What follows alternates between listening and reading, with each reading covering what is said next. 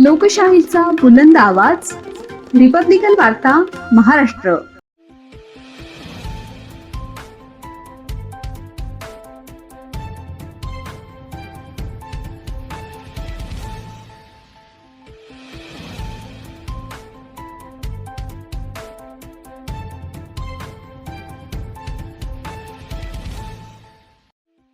फुलंब्री येथील प्रभू श्रीराम मंदिरात रामरक्षा पठण.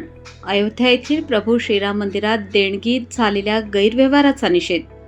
फुलंब्री येथील राम मंदिरात शिवसेना नेते चंद्रकांत खैरे यांच्या उपस्थितीत रामरक्षा पठण व हनुमान चालीसा पठण घेण्यात आले.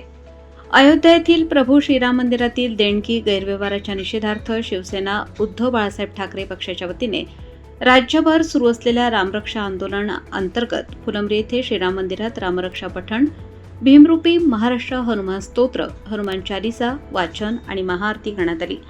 यावेळी शिवसैनिकांनी प्रभू श्रीरामांच्या नावाने भक्तांनी अर्पण केलेल्या देणगीतील कथित गैरव्यवहाराची निष्पक्ष चौकशी करून दोषींवर कठोर कारवाई करण्याची मागणी केली. यावेळी श्रीराम मंदिरात शिवसेना उपनेते सुभाष पाटील, जनतेतून निवडून आलेले नगराध्यक्ष राजेंद्र ठोंबरे, माजी महापौर सुदाम सोनवणे, शिक्षक सेनेचे पद्माकर इंगळे, पंचायत समिती सदस्य वंदना रामटेके ठोंबरे, माननीय जिल्हा परिषदेच्या सदस्य नंदा ठोंबरे, संपर्क प्रमुख राजेंद्र काळे, तालुका प्रमुख सोमनाथ करपे, युवा तालुका अधिकारी राजेंद्र तायडे, सभापती अर्चना दुतोंडे, सभापती राणी घोडके, भालचंद्र पुजारी, रामदास वैष्णव, भागवत गुरुजी, राधाकिसन कोलते, उमेश दुतोंडे, पवन घोडके, विष्णू ठोंबरे, गंगाधर दुतोंडे, सुशील जयस्वाल, ज्ञानेश्वर ठोंबरे, शिवा दुतोंडे, प्रमोद तावडे, अभिजित घोडके, प्रदीप गाडेकर, युवा सेनेचे आकाश लेंभे, विजय जोशी, गिरीश चपळगावकर, महिला आघाडीच्या मीरा देशपांडे, सीमा गवळी, राजश्री पोफळे, रेणुका जोशी, सुनीता मढीकर, अश्विनी ठोंबरे, संगीता सीमंत, मंदा मिसाळ, फुलंब्री शहरासह तालुक्यातील कार्यकर्ते, पदाधिकारी व श्रीराम भक्त मोठ्या संख्येने उपस्थित होते.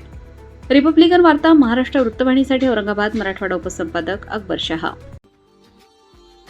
Subscribe now and press the bell icon. Never miss an update.